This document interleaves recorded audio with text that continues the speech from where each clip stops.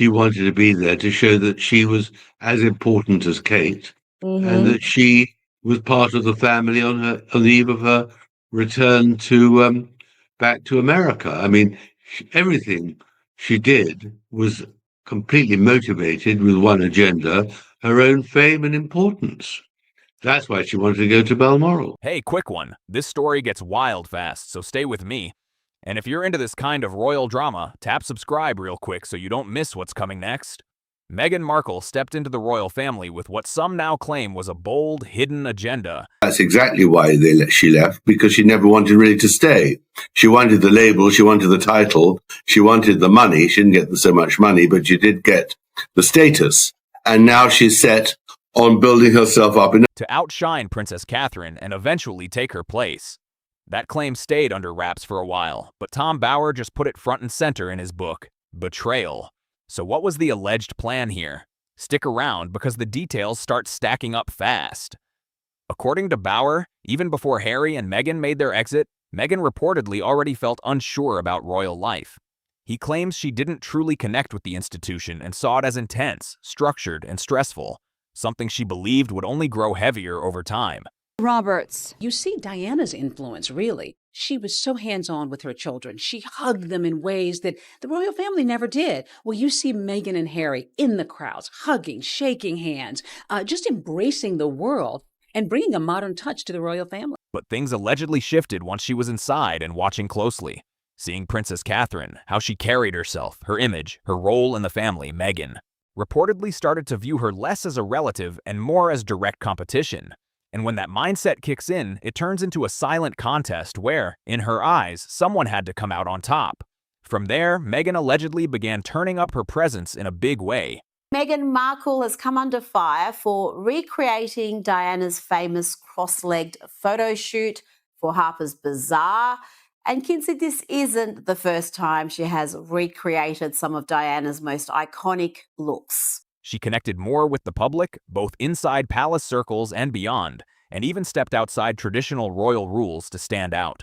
Hugging people, breaking formal distance, showing a more casual side, moves that made her seem more relatable and approachable compared to the usual royal style. Women, especially when they're pregnant, you're really vulnerable. And so that was made really challenging. And then when you have a newborn, It's a long time ago, but I remember, yeah. And especially as a woman, it's a lot. So you add this on top of just trying to be a new mom or trying to be a newlywed. It's, I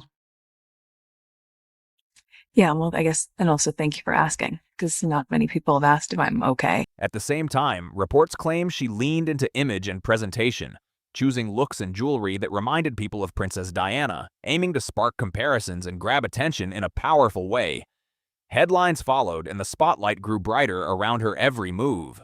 Bower also suggests Meghan believed she brought something different to the table, seeing herself as more modern, more driven, and more in touch with the current world.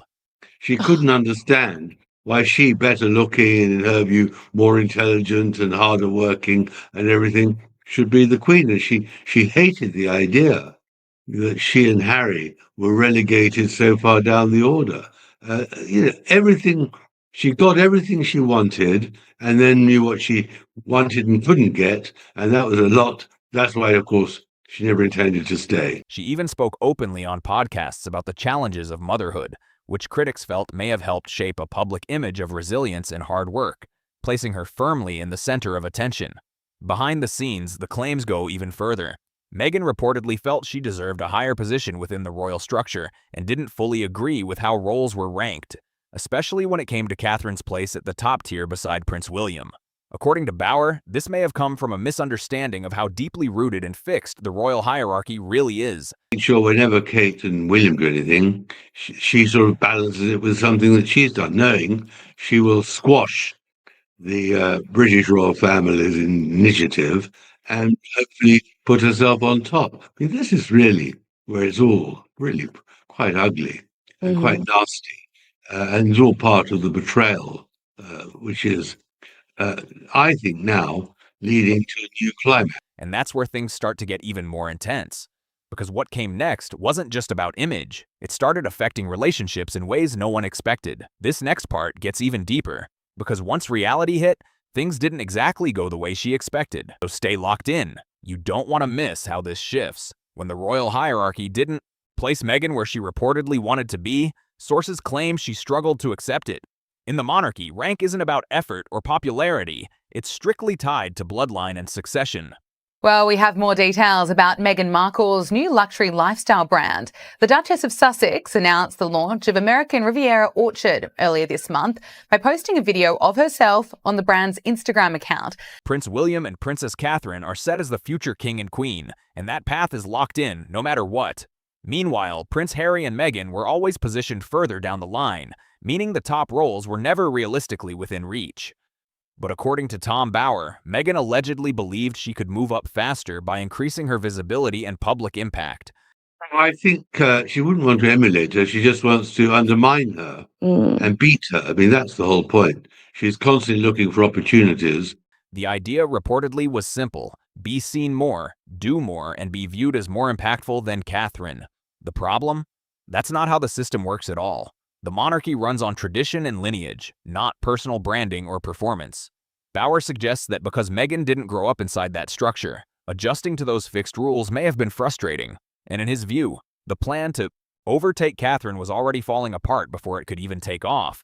Still, the strategy allegedly didn't stop. It just changed direction. That Meghan thinks that once she marries into the royal family, she's going to be God.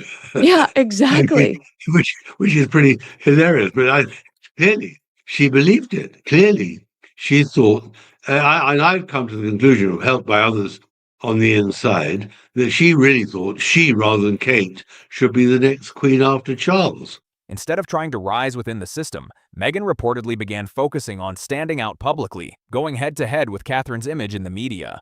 Bower claims there were moments where major royal events tied to William and Catherine were closely followed, or overlapped, by Meghan's own announcements pulling attention in a different direction. For example, when Catherine held significant events like her Christmas service, Meghan was reportedly rolling out media projects and promotional news around similar timing, including ventures connected to streaming content and brand launches. And that person very quickly discovered that Meghan was not going to obey any rules. She had no intention of staying, and that she was going to be a huge problem. And that was reported, obviously, to the Queen and the rest. And they realized that this was a marriage which was not going to last in Britain.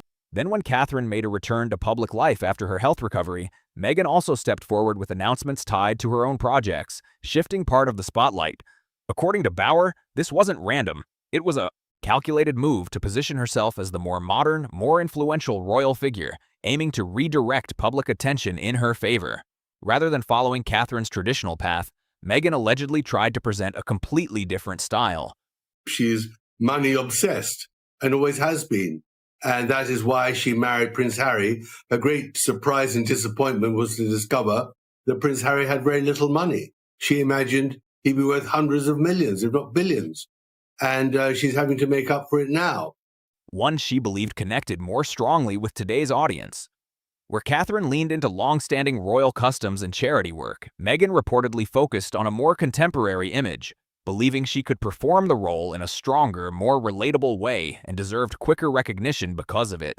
But instead of admiration, Bower claims Meghan saw Catherine less as someone to learn from and more as the main rival to outpace. Was Meghan Markle strategic with her wedding invites? Royal biographer Andrew Morton claimed the Duchess had a purpose when inviting high-profile celebrities to her and Prince Harry's nuptials in May 2018. Morton told Vanity Fair, quote, "She invited people she didn't know well. Oprah Winfrey, George and Amal Clooney, the big Hollywood hitters. It was a clever move because they are the ones who have stood up for her when she has been attacked." And once it became clear Catherine already held that central position, the alleged focus shifted fully toward becoming the standout royal figure in her own way. And here's where it gets even more interesting. Because before the wedding even happened, there were already quiet warnings behind palace doors about how this might all play out. And we just can't predict it because these two who grip our attention because of all the circumstances which made them and all that they've created in their damning interviews are struggling to survive. And the battle is being fought. Now this is where everything really comes together, and the fallout says a lot, so don't miss this final part. And if you've been following along, hit subscribe so you don't miss what's next. The advisor had reportedly warned early on that Meghan might feel restricted by royal rules, and that prediction, according to Bauer, didn't take long to show signs of becoming real. Tension reportedly grew behind palace walls, staff turnover increased, and some employees allegedly described the working environment as difficult and intense. Bauer claims this all tied back to a bigger issue. Meghan's reported ambition to become the standout royal figure didn't unfold the way she expected, reinforcing his view that she may have seen royal life as a stepping stone rather than a long-term role. For interview, what she really wanted was control, because she is a manipulator. She wanted to be able to manipulate people, and she couldn't manipulate the press in the UK. That's why she was angry. She couldn't force people to write the stories that she wanted them to write. So therefore, she left to get privacy so that she could write the stories in her own perspective. He also points to a major difference in priorities. Catherine focused on stability, tradition, and keeping the institution strong, while Meghan, according to these claims, leaned more toward building a global profile and personal brand.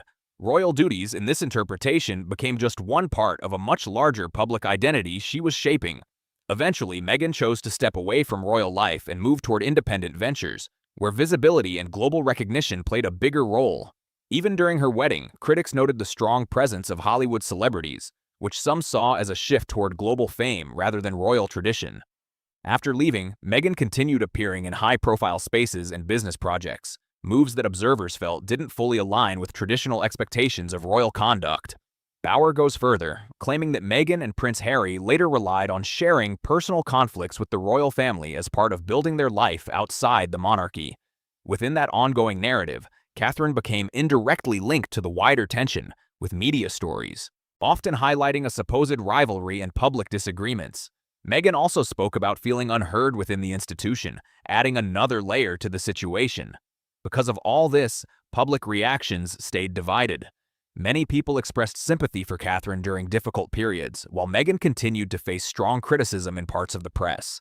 Bauer even claims that when some online supporters targeted Catherine, Meghan did not publicly step in, which led to more speculation about underlying tensions. In the end, Bauer's conclusion is direct. He believes Meghan thought she could surpass Catherine within royal life, both in influence and public impact. But when the structure of the monarchy made that impossible, it led to conflict, a major departure, and ongoing public debate that hasn't slowed down.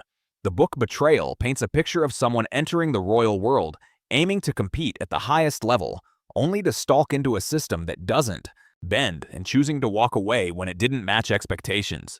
If you want more breakdowns like this and updates on everything unfolding, make sure you're subscribed so you don't miss what's coming next.